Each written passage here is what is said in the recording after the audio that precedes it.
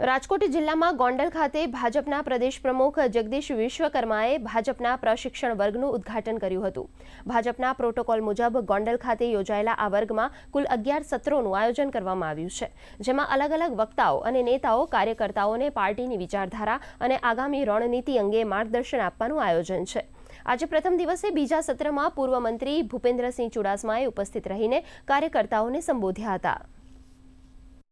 આ વર્ગનું ઉદ્ઘાટન ગુજરાત પ્રદેશના યશસ્વી અધ્યક્ષ આદરણીય જગદીશભાઈ વિશ્વકર્મા સાહેબ દ્વારા કરવામાં આવ્યું છે।